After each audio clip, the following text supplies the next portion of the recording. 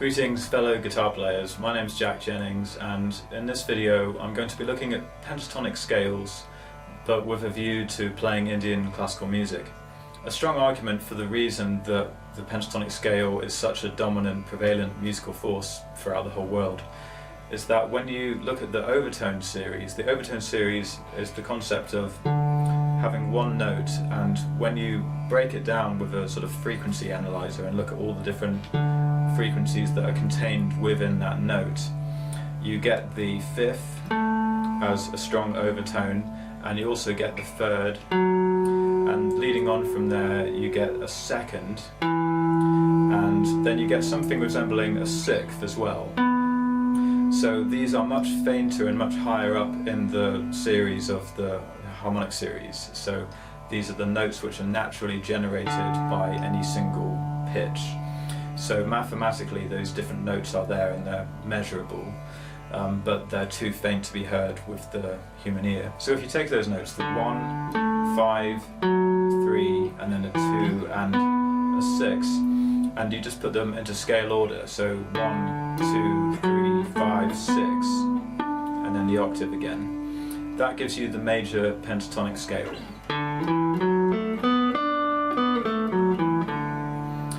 And to get the minor pentatonic scale, all we have to do is just flip that round, so we start on the 6th note, so we're essentially doing the relative minor of that pentatonic. So instead of starting on a D, if I start on the B, which was the 6th, then we'll get the minor pentatonic, which you find, most of all in rock, blues and guitar playing in general. One more interesting point is that if you take any 5 adjacent notes from the circle of fifths, that will produce the major pentatonic scale.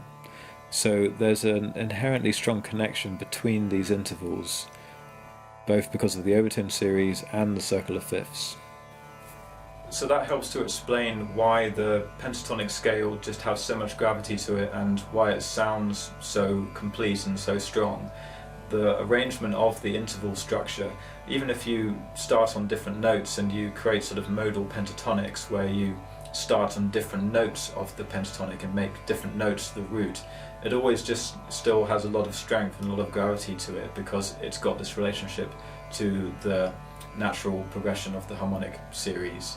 So I know that's all a bit theoretical, but it's just nice to understand really the relevance behind that scale. And then you can see actually why you can take it so far and do so many different things with it. So for Indian classical music, we do have times where you would actually just use the minor pentatonic in its basic form.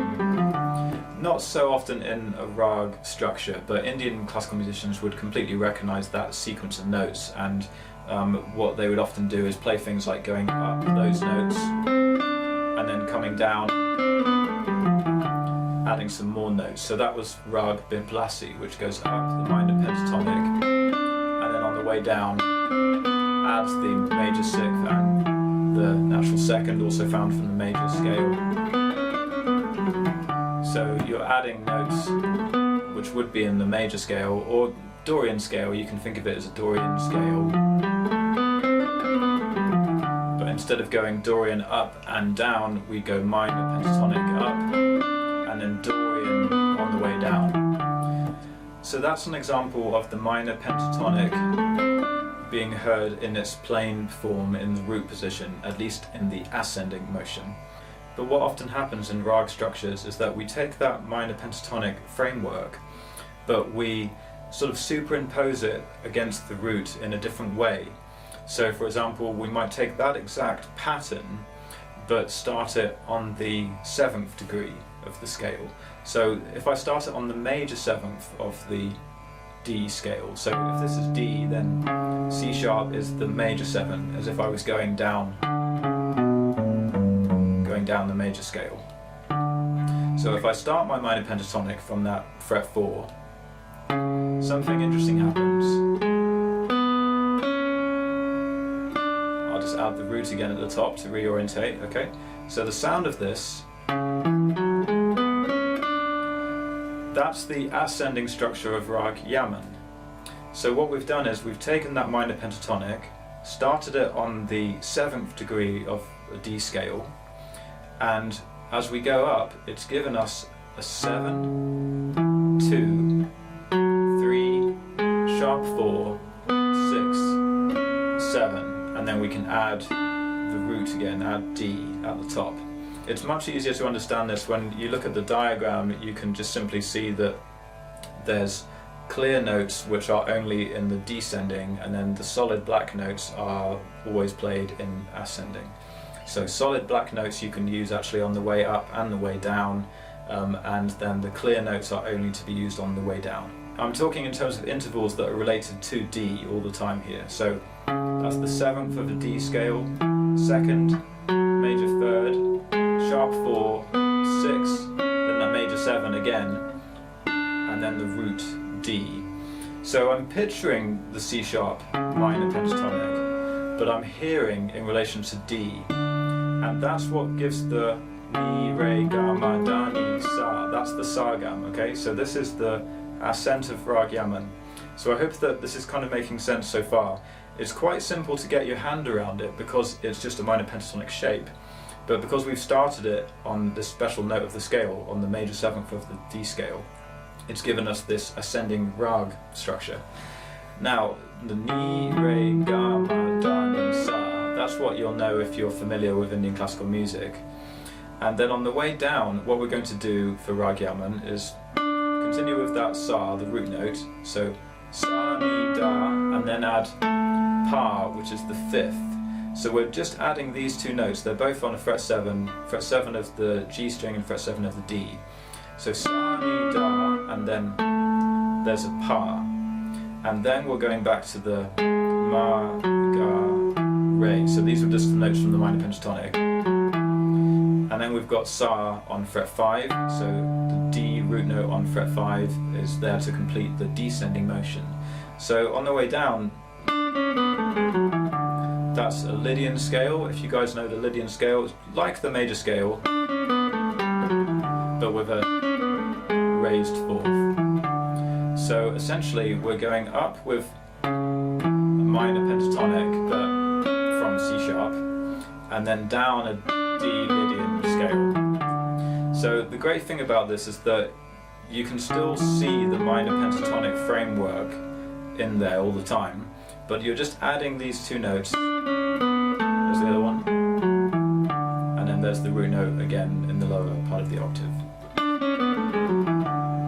So scale notes are 1, 7, 6, 5, sharp 4, 3, 2, 1, and sa gam is just sa, ni, da, pa, ma, ga, re, sa. Coming back to the circle of fifths for a moment, something that's very interesting is that if we continue to move around the circle of fifths, the next two notes that we find are the major 7th and the sharp 4 or flat 5 interval.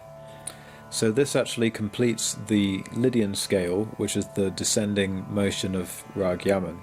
So there's obviously something very significant about this scale and the way that it's the first 7-note scale that you will find just by rotating around the circle of fifths starting from any note. So if I just do the whole sequence now, it's mi, re, ga, ma, da, ni, sa, ni, da, pa, ma, ga, re, sa.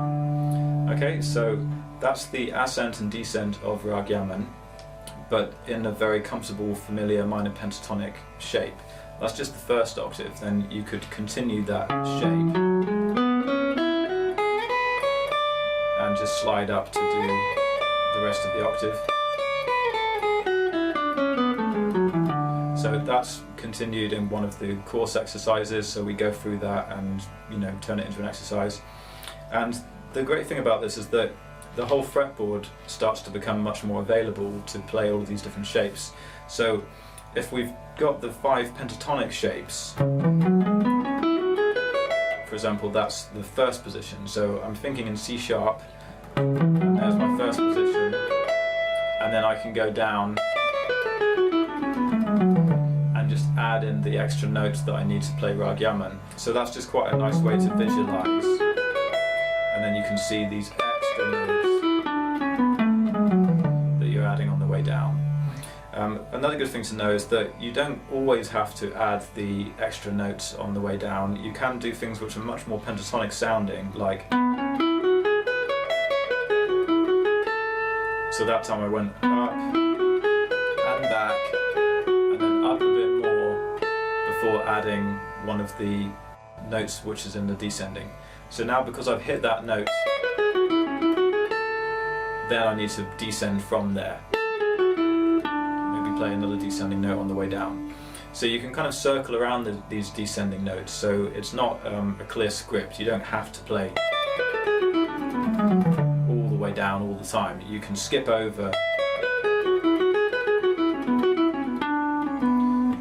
those notes and then just play them for an added point of emphasis. See, there's an extra note. It stands out because it's a note that you haven't heard for a while. And from there I just have to make sure that I go down at least one note before maybe going up again. So if you just get it going with pattern 1 and pattern 4, the other patterns will come a lot more naturally after that. But to be honest, pattern 1 and pattern 4 are the most useful and most easy to apply, particularly with this ascending and descending form for raagyaman. So I hope you guys enjoy that and find it interesting. It's quite challenging to do because you're picturing one scale and then picturing other notes being included that you wouldn't normally think of in that box.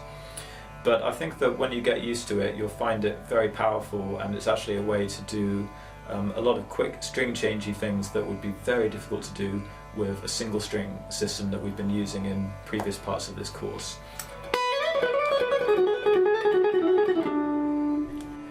Thanks very much for watching. This course is being released this month chapter by chapter on my Patreon program. The course moves strategically through different exercises to fully unfold the minor pentatonic scale and playing it with different rhythmic subdivisions that will really help you develop your technique and improvisation.